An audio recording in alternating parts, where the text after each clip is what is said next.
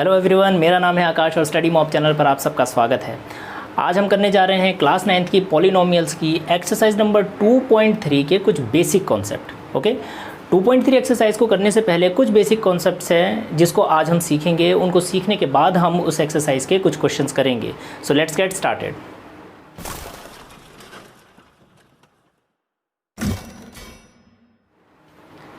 तो सबसे पहले देखिए, आप लोगों को जो भी पॉलिनोमियल्स के क्वेश्चन दिए जाएंगे वो पहले की तरह ज़ीरोस पूछने वाले क्वेश्चंस नहीं होंगे, उनसे थोड़े से हटकर होंगे।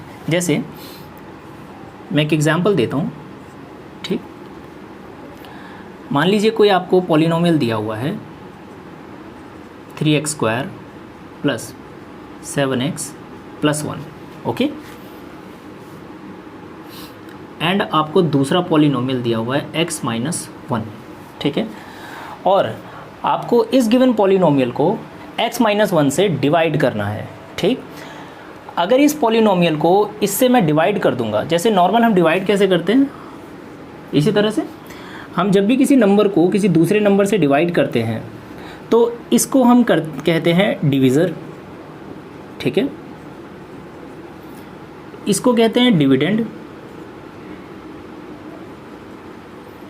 यहाँ पर जो भी आपका आंसर आता है उसको आप कहते हैं कोशेंट, ठीक है। मैं इसको शॉर्ट में लिख रहा हूँ। और प्लस माइनस करने के बाद जो कुछ भी आता है इसको आप कहते हैं रिमाइंडर, ठीक है। नॉर्मल छोटी क्लासेस में आप लोगों ने किया होगा, बिल्कुल उसी कॉन्सेप्ट के बेसिस पर हम इसको भी डिवाइड करेंगे। बट यहाँ पर थोड़ा सा इस पॉलिनोमियल को डिवाइड करना कई स्टूडेंट्स के लिए एक चैलेंज होता है। तो इसको डिवाइड कैसे किया जाता है, देखिए।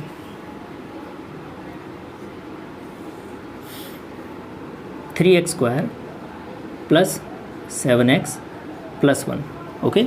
इसको मैं डिवाइड करता हूँ x - 1 से। तो देखिए, एक छोटा सा बेसिक सा नॉर्मल सा एक मेथड है, ठीक है। मैं जिसे कहता हूँ अपनी भाषा में कि जी हमारे पास और हमें चाहिए। सर आप क्या लिख रहे हो, मैथ में ऐसे पढ़ाते हैं? देखो बेटा, इस क्वेश्चन को करने के लिए आपको ऐसे ही सीखना पड़ेगा। आप लोग सबसे पहले इस वेरिएबल पर और यहाँ से पहली जो टर्म है उस पर फोकस कीजिए, ठीक है। डिविडेंड की जगह लिखी जाने वाली जो भी टर्म होती है उसको आप लिखो कि भाई हमें ये चाहिए, क्या चाहिए, 3x² चाहिए, ठीक है। और जो आपके पास डिवाइज़र के तौर पे दी गई है, जो भी वेरिएबल दिया गया है उसको आप हमारे पास यहाँ लिखते हैं, ठीक है। अब देखिए, मैं समझाना क्या चाहता हूँ।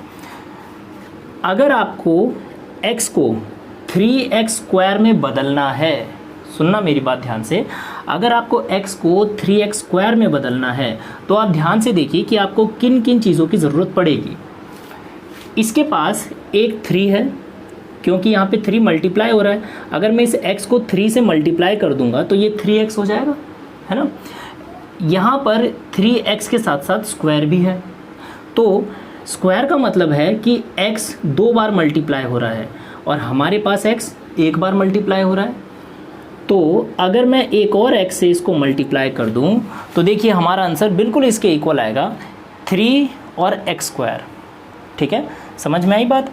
ये तो वो टर्म है जो कि हमारे पास थी और इन दोनों का और मैं यूज़ करूँगा, ठीक।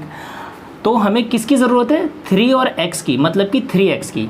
तो जिसकी भी आपको ज़रूरत है आप उसको कोशेंट की जगह लिखेंगे 3x, ओके।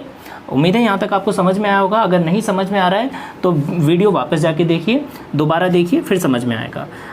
अब देखिए नेक्स्ट स्टेप क्या है। इस 3x जो भी आपके कोशेंट की जगह पर आया है उस 3x को एक बार आप x से मल्टीप्लाई करेंगे और इसी 3x को एक बार -1 से मल्टीप्लाई करेंगे, ठीक है। तो 3x को अगर मैं x से मल्टीप्लाई करता हूँ तो ये आंसर आएगा 3x², इसको इसके नीचे लिखना है। और उसके बाद 3x को अगर मैं -1 से मल्टीप्लाई करता हूँ तो आएगा -3x, ओके। तो देखिए, नॉर्मल डिवाइड जब आप करते हो तो जो कुछ भी आप मल्टीप्लाई करने के बाद लिखते हो उसको माइनस किया जाता है, ठीक है। तो यहाँ पर भी आपको माइनस करना पड़ेगा, मतलब कि इनके आगे ना एक छुपा हुआ माइनस बैठा होता है। तो ध्यान रखना, ये छुपा हुआ माइनस क्या करता है, आपकी दी हुई एक्सप्रेशन से मल्टीप्लाई होता है। मतलब कि अगर ये माइनस 3x² से मल्टीप्लाई होगा, ये एक शैतान है, ध्यान रखना, ये हमेशा कंफ्यूज करता है। आपको इसका ध्यान रखना है कि जो भी टर्म मल्टीप्लाई करने के बाद लिखी गई है, एक शैतान बैठा है जो कि इन सबके साइन को चेंज करेगा। अगर माइनस 3x² से मल्टीप्लाई होगा तो जो 3x² प्लस का था वो बन जाएगा माइनस का, और जो 3x माइनस का था वो बन जाएगा प्लस का। इतनी बात समझ में आई? तो देखिए ऊपर नीचे 3x² ऊपर भी है, 3x² नीचे भी है, लेकिन ऑपोजिट साइन के हैं तो ये कट जाएंगे। इसी तरह ये बन गया था प्लस का 3x और ऊपर है 7x, मतलब कि प्लस का 7x और प्लस का 3x दोनों ऐड होकर होंगे प्लस का 7x। ठीक, अब इतना करने के बाद जो आपकी बची हुई टर्म है उसको आप नीचे लिख दीजिए। ओके, ये सारी टर्म नीचे उतर जाएगी। अब इतना करने के बाद फिर से जब हम माइनस कर देंगे, अगेन हमें फिर से, अब हमारे पास ये टर्म है और मैंने क्या कहा था, आपको सिर्फ इसके आगे वाली एक टर्म पर फोकस करना है। अगर आप कंफ्यूज हो जाते हो कि किस टर्म पर फोकस करना है, तो आपको उस टर्म पर फोकस करना है जिसके साथ वेरिएबल लगी हुई है। ठीक है, इसके साथ वेरिएबल है ना, तो आप इसी पर फोकस करेंगे सिर्फ। ठीक है, तो देखिए हमारे पास है x, है ना, और हमें चाहिए 10x। तो देखिए मैं देख सकता हूँ अगर x को मुझे 10x बनाना है तो मुझे इस x को मल्टीप्लाई करना पड़ेगा 10 के साथ, है ना। तो जो कुछ भी आपने अलग से यूज़ किया है, जैसे ऊपर हमने 3x अलग से यूज़ किया था, यहाँ पर हम 10 अलग से यूज़ कर रहे हैं, तो इस 10 को आप रखेंगे यहाँ पर। ध्यान रखिए साइन इसके साथ क्या है, इसके साथ प्लस का साइन है, तो मैं प्लस का 10 लिखता हूँ। ओके, अब जो कुछ भी आपने इस बार लिखा है इस स्टेप में, इस 10 को x से मल्टीप्लाई और इस 10 को 1 से मल्टीप्लाई। कई बच्चे कंफ्यूज होकर क्या कर देते हैं, दोनों को इन दोनों से मल्टीप्लाई कर देते हैं, वो नहीं करना। आपने इस स्टेप में जिसका यूज़ किया है उसको इनसे एक एक बार मल्टीप्लाई। तो देखिए 10 को अगर x से मल्टीप्लाई करता हूँ तो ये हो जाएगा 10x, और 10 को अगर -1 से मल्टीप्लाई करता हूँ तो ये हो जाएगा -10। ओके, तो चलिए फिर से इसको माइनस कर देते हैं, लेकिन माइनस करने से पहले ध्यान रखना बाहर एक शैतान है जो कि है माइनस का साइन, और ये माइनस का साइन क्या करता है, आपके दी हुई एक्सप्रेशंस के साइन को चेंज कर देता है। मतलब कि जो प्लस का था वो बन जाएगा माइनस का, और जो माइनस का था वो बन जाएगा प्लस का। ठीक है, तो देखिए 10x ऊपर 10x नीचे, ऑपोजिट साइन है, कट जाएंगे। नीचे है प्लस का 10, ऊपर है प्लस का 1, मतलब कि सेम साइन है तो ऐड होंगे नंबर और आ जाएगा 11।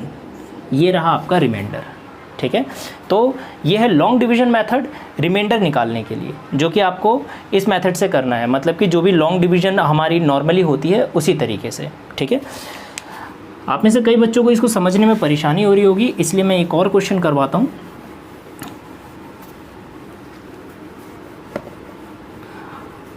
मैं अपनी हर वीडियो में एक बात ज़रूर रिपीट करता हूँ। देखिए बेटा, अगर आप लोग अभी भी लेटे लेटे या बैठे बैठे वीडियो देख रहे हो तो प्लीज़ डोंट डू इट। अपनी नोटबुक और पेन प्लीज़ लेके बैठो। ठीक है, छोटी छोटी बातें होती हैं, नोट करो, ऐसी ऐसी बातें होती हैं, नोट करो, कुछ नया सीखने को मिलेगा, उन सबको नोट डाउन करते रहो। अगर बैठे बैठे लेटे लेटे वीडियो देखोगे तो आपको पढ़ने का इंटरेस्ट आएगा ही नहीं। ठीक है, चलिए तो देखिए एक एग्जाम्पल है, example number 6 from your NCERT। तो कहता है डिवाइड px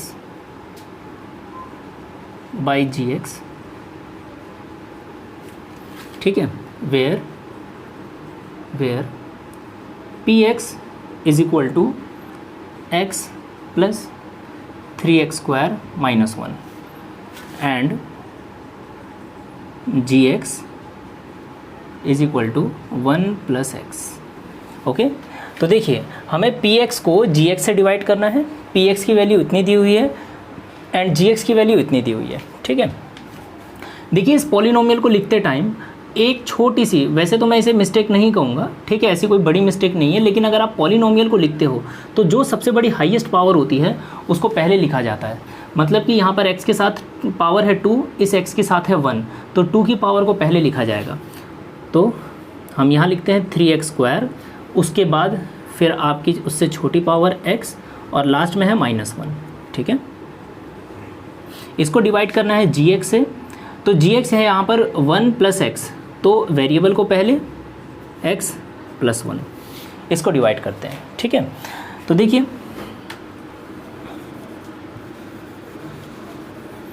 बिल्कुल वही स्टेप चलेगा जो हम अभी तक फॉलो करते हुए आए थे। ध्यान से देखिएगा, मैंने आपको बताया था कि आपको सिर्फ इस वेरिएबल पर फोकस करना है जो कि आपको डिविज़र में दिया हुआ है, और डिविडेंड में आपको सिर्फ इस फर्स्ट टर्म पर फोकस करना है, ठीक है। तो ध्यान से देखिए, ये जो डिविज़र के पास की टर्म होती है ये है, आप उस कॉलम में लिखिए जी कि जी हमें ये चाहिए, क्या चाहिए, 3x² चाहिए, और डिविज़र के कॉलम में जो लिखा हुआ है, डिविज़र की जगह पे लिखा हुआ है, उसे आप इस कॉलम पे लिखिए x, मतलब ये हमारे पास है x, हमें चाहिए 3x², ठीक है। अगर 3x² चाहिए तो हमें इसे किससे मल्टीप्लाई करना पड़ेगा, एक तो 3 से, तो ये अब हो जाएगा 3x, और अगर मैं इसे एक बार और x से मल्टीप्लाई कर दूं तो ये हो जाएगा 3x²। तो देखिए आप जिन नई चीज़ों का यूज़ कर रहे हो उसको आप कहाँ लिखोगे, उसको लिखोगे कोशेंट की जगह पर 3x, ओके। तो देखिए अब जो भी आपने कोशेंट की जगह पे लिखा है उसको एक बार इस x से और एक बार इस 1 से मल्टीप्लाई करेंगे। 3x को x से मल्टीप्लाई कर दूंगा तो ये हो जाएगा 3x², और 3x को 1 से मल्टीप्लाई कर दूंगा प्लस का हो जाएगा 3x, ठीक है। अब इसे माइनस करते हैं, माइनस करते समय ध्यान रहे कि बाहर एक माइनस का साइन है, वो माइनस का साइन इसको माइनस बना देगा, और ये भी प्लस का था तो इसको भी माइनस बना देगा। तो देखिए 3x² ऊपर नीचे कट जाएंगे, ऑपोजिट साइन है, ये है माइनस का 3x, क्योंकि इसने साइन चेंज किया तो ये माइनस का 3x बना, माइनस के 3x एंड प्लस का x। तो देखिए दोनों के साइन ऑपोजिट हैं, साइन ऑपोजिट हैं तो दोनों माइनस होंगे, तो ये आ जाएगा माइनस का 2x, ओके। माइनस करने के बाद जो बची हुई टर्म है उसको नीचे कर देते हैं, लीजिए, ठीक है।